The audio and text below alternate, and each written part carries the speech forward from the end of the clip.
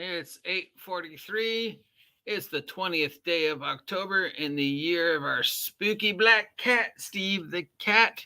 Here at Site B, it's about 72 degrees and cloudy, and it's Friday, which means bam, bam, tsh, bam, bam, tsh, bam, bam, tsh. You see me now, the victim of the OGL wars. My mind is going crazy, and there's something on the floor. That's up, yeah, that's right. It's Friday. It's time to take a look at the latest in the casualties of the January old school OGL OSR manic panic wars. What advancements have been made in the non-stop, ever expanding race to see who's going to be next in line for that coveted 5E crown, or who's taking the OGL in new and exciting ways.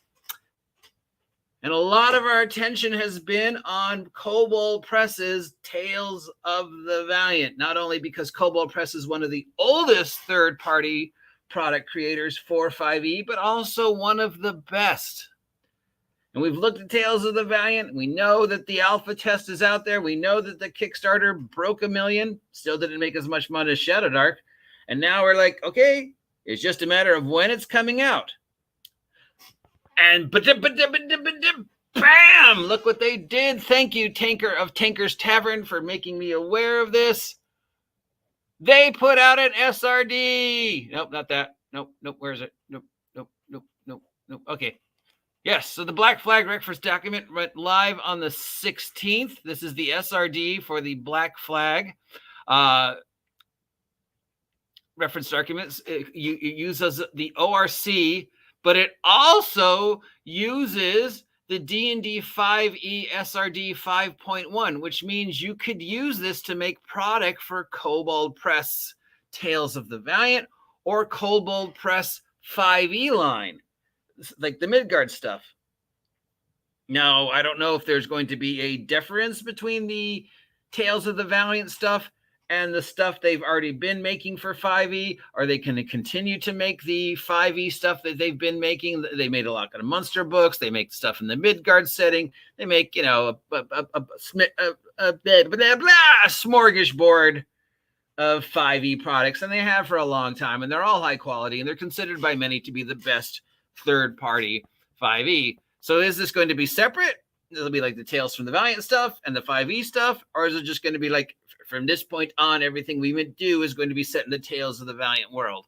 I don't know, but this SRD, which we have downloaded,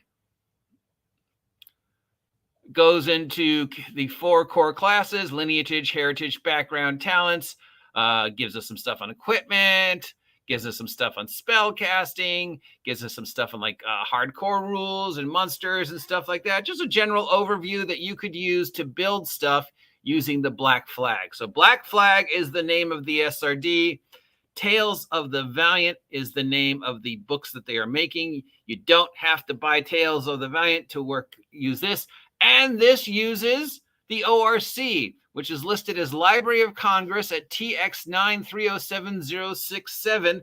So does this mean that the ORC is now set and usable? I don't know, because you would think Paizo would have let us know, but they didn't. But these guys are using it, and they're also using the 5e SRD right here. So you can use both.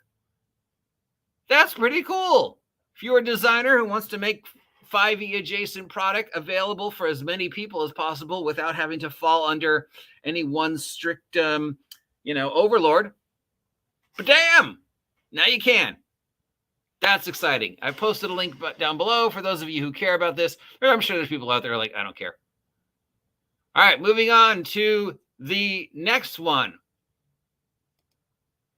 Okay, so we know that another company that announced that they were going to be making stuff for post 5e disaster and to contend, and we're going to make their own, was C7d20. C7d20 announced that they were going to be, doing their take on the post OGL 5e retro clone.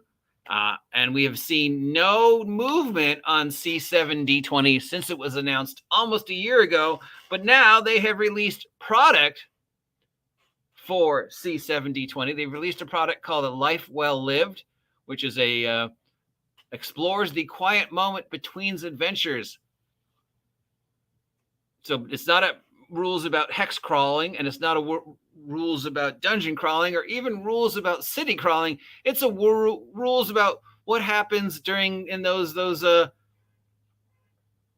quiet moments of in between you're doing all the other stuff, sitting around the campfire and talking about, what you did and why you became an adventurer. And this sounds utterly pointless, but it's interesting that it is a product for the C7d20 in the Uncharted Journeys world, which I guess is the world that the C7d20 is going to be set in. But we don't have a core rules yet for C7d20. So we still don't know anything about C7d20 other than it's going to use 7 stats, I guess, or you only ever have to use 7d20 to play it. I don't know. Or just they needed to fit in a 7 in it. So say it was Crucible 7d20. But yeah, product for a game that doesn't exist yet. Matt Colville. We know Matt Colville's working on his own game. There hasn't been an update on his website in over a month about the game. There are some updates on the Discord. Apparently still, from what I'm hearing, it's kind of a 4E, 5E, but leaning more towards 4E. And one of the main mechanics is initiative and time and movement. So that's pretty good. Last week, we found out that there was a brand new contender called DC20. And the people over at DC20 are claiming they are going to be the 5E killer. If you go to the DC20 website, there is an alpha playtest available for $15. I wouldn't pay $15 for it. Make it free for me. You can kickstart it now if you still want to. So if these guys are doing a DC20 5E ripoff. And then, of course, the one that started it all, the original 5E counter is Level Up Advanced 5E from EN Worlds. This is the one that has been going strong for over like 2 years now, just constantly putting out product. Tapaka. Got tons of new stuff every week. This release, they released example characters, and they released their little starter set. They've got a character builder update now on there. They're going to be on Nexus. Nexus is the alternative to D&D Beyond. So D&D Beyond does D&D. And Nexus and these other sites are doing, okay, yeah, we'll do D&D, but we'll do other companies as well and let them do the same thing that D&D Beyond does. So these guys are on Nexus.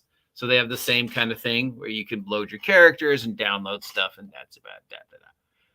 And then, of course, there's SHADOWDARK. Hey, is there a SHADOWDARK POD yet? If not, I think there should be. I think that should be Kelsey's next project, is to get a SHADOWDARK POD out there. So very excited for the news for the Project Black Flag SRD to be out. Link down below. Because now all those people out there who are like, I want to be able to make 5e products still, but not have to deal with the machinations of Wizards. Now you can.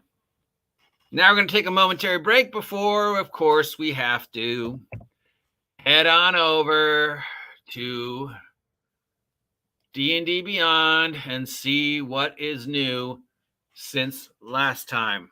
All right, so just take a moment. Breathe in. Breathe out. Okay, Wizards of the Coast, what is new this week? What have you done this week? How are you going to top last week? It's going to be kind of hard to top last week. And right now, things are looking pretty harmless. Just going to take a check here, see where we are stock-wise, just so you guys know. We go over to my stock thingy here and check where Hasbro stock is now. We will see that it is at, ouch! Oh, wow. Yeah, okay. It's $54. All-time low. Or normal, depending upon the US. So here's where things stand with Wizards of the Coast. 1, in regards to the whole Penguin Random House nonsense. No, Penguin Random House will not be putting D&D stuff on the shelves anymore. It doesn't mean you won't be able to still see Hasbro putting Wizards of the Coast stuff on the shelves in the future. Hasbro wants to deal with it directly. And we know from the past how well that works. 4th edition, anyone? So, yeah, is it a good thing? Is it a bad thing? Is it just a thing? Probably in the end, it just means it'll be harder to find books in the wild and they'll be more expensive. Is Hasbro going to discontinue making physical D&D product? No, I never said they were. It is just going to be more expensive and harder to get. Wizards of the Coast ending their relationship with the Judges Academy. Good thing or bad thing? Well, most people seem to think it was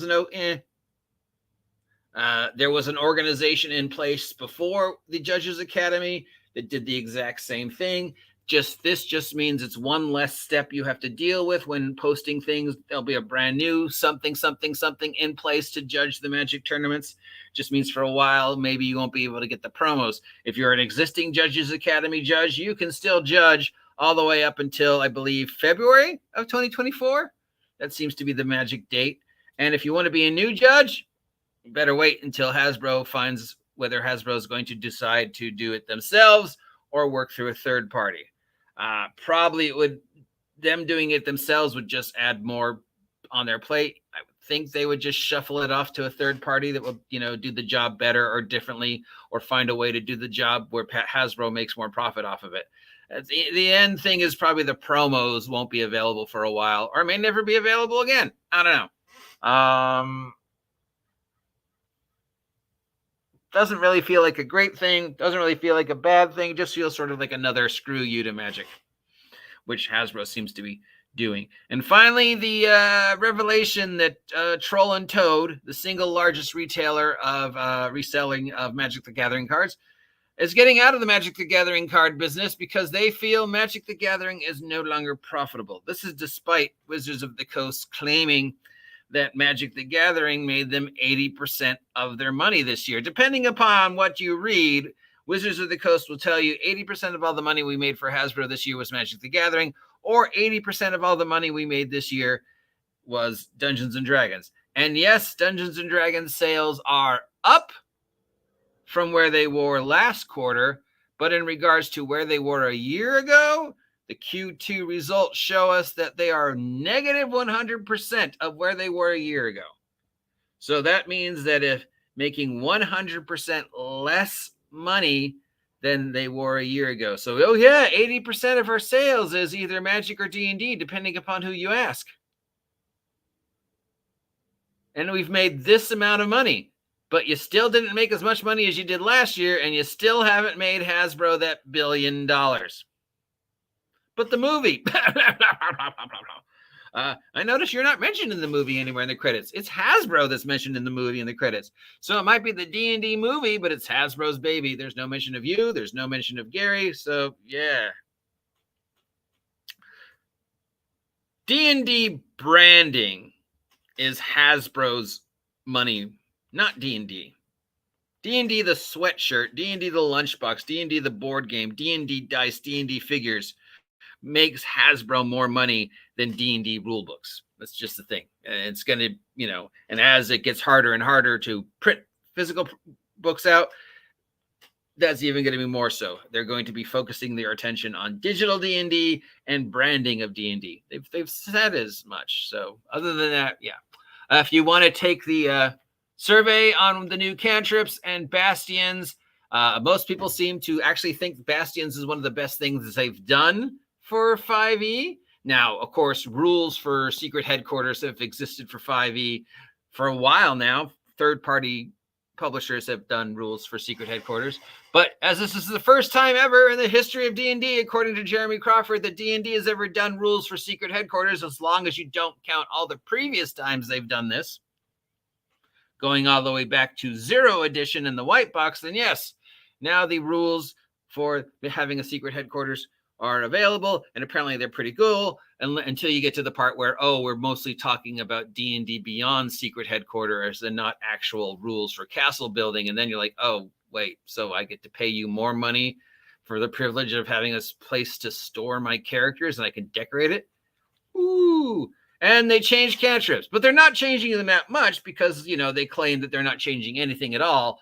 They're just taking old 2014 stuff and making it available to the brand new 2024 audience. But now, no, I know over the last year we said we were changing a whole bunch of stuff, but since every single survey showed that people didn't want us to implement their changes, we're not. We're just kind of taking the stuff we already did and dusting it off, changing the wording and making it available.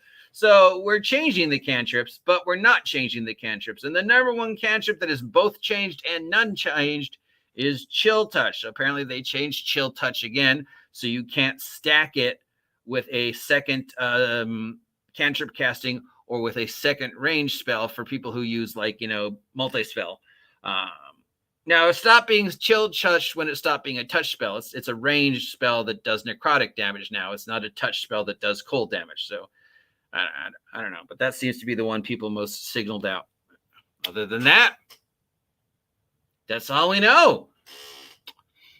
Link down below if you want to check out the rules for the playtest for the Project Black Flag SRD. That's it for today. I'm your humble guide to all the tabletop role-playing game news, weather, and general nonsense. If you appreciate me mispronouncing so many words, please take a moment to like, share, subscribe, support me, help me reach 2,000 subs by the end of the year. Check out my merch because I need your money because, as you can tell, it's getting harder and harder for me to talk. So I need to buy a AI to do this for me. See ya.